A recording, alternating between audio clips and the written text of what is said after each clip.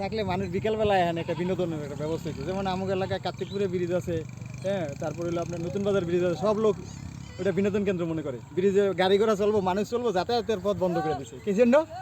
কারণ অত্র এলাকায় বিনোদনের কোনো সুব্যবস্থা নাই। এক আছে ওই ইয়াতে কি জানি কলুকাঠি মডার্ন ফ্যান্টাসি কিংডম, 100 টাকা টিকিট।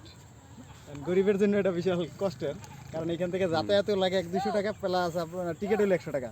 তারপর আপনার আরেকটা কথা আছে, প্রত্যেকটা রাইড আলাদা আলাদা করে, সেখানেও মনে করেন যে ব্যাপক খরচ। কারণ সাধারণত ফ্যামিলি নিয়ে গেলে এই বিনোদনের জন্য পোলাপাইন তো রাইড দেখলে রাইড শেয়ার করতে চায়, তখন ঝামেলা হয় কি, দেখা গেল টাকা স্বল্পতার কারণে পোলাপাইনের চাহিদা মোতাবেক সব কিছু পরিপূর্ণ বিনোদনটা তারা পায় না।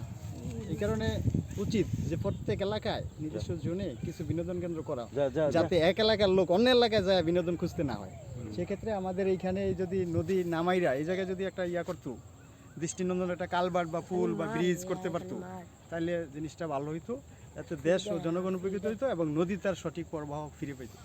ধন্যবাদ স্যার, আমরা পরামর্শটা শুনলাম। নদী যে কীভাবে মারা যায় আমরা দেখতেছি, মৃত নদী দেখতে আসছি। এই নদীরা কিছুদিন আগে মারা গেছে, গত বছর। আমাদের স্বনামধন্য দেশপ্রেমিক নাগরিকরা এই নদীটা মেরে ফেলেছে গলা টিপটা। এই যে দেখা যাইতেছে মোটরসাইকেল আসতে আসতে নদীর ওপর দা, কিন্তু এখানে একটা ব্রিজ থাকার কথা ছিল, অথবা কালভার্ট থাকার কথা ছিল, অথবা খেয়েই থাকতো, কিন্তু নদীটা মারছে। নদী মানে জীবনের প্রবাহ, জীবনের প্রবাহ যদি থামায় দেয় তাহলে জীবন না থাকলে থাকবোটা কি, মরুভূমি। মানে আমরা এলাকার সুনামধন্য আমাদের তরুণ রাজনীতিবিদ আরিফুল ইসলাম কাকুনের কাছে চলে গেলাম, দেখি।